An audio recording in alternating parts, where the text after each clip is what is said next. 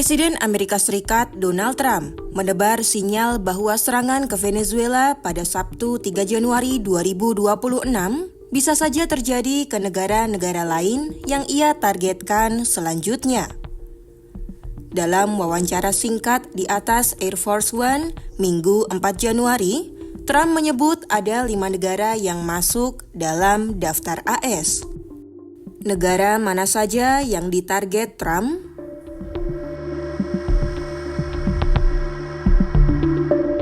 Salah satu target incaran yang kembali disuarakan Trump adalah Greenland. Dalam pernyataannya Senin 5 Januari, Trump menilai Greenland punya nilai yang sangat strategis di wilayah Arktik, baik dari sisi militer maupun kekayaan sumber daya alam yang belum terjamah. Kepentingan nasional AS disebut sebagai alasan utama pemimpin negeri Paman Sam itu ingin mencaplok wilayah tersebut. Apalagi, Trump bilang bahwa AS membutuhkan Greenland karena secara keamanan wilayah tersebut sangat strategis. We need Greenland from a national security situation. It's so strategic. Right now, Greenland is covered with Russian and Chinese ships all over the place. We need Greenland from the standpoint of national security. And Denmark is not going to be able to do it, I can tell you. Selain itu, wilayah otonom yang berada di bawah Denmark itu juga disebut-sebut kaya akan sumber daya mineral. Usai menyerang Venezuela, Trump secara terbuka mengancam Kolombia dan menuding Presiden Gustavo Petro bersekongkol dengan kartel narkoba. Bogota dituding bertransformasi jadi pusat produksi dan distribusi utama kokain dunia yang menyasar pasar Amerika Serikat.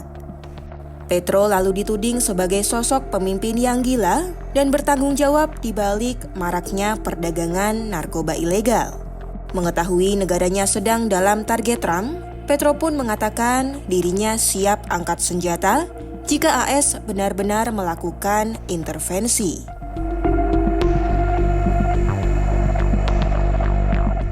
Dalam pernyataannya, Trump juga sempat menyinggung Kuba, namun memperkirakan tidak akan ada kebutuhan untuk aksi militer terhadap Kuba dalam waktu dekat.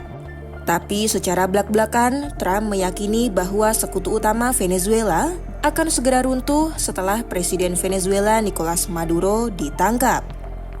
Sebab, Kuba yang bergantung pada minyak Caracas akan dihadapkan pada tekanan ekonomi yang lebih berat setelah Maduro tak lagi berkuasa. One of the things that is happening, and I think you see it all the time, Howard, you've seen it, that Cuba is ready to fall. You know? Yes. Cuba looks like it's ready to fall. I don't know if they're going to hold out.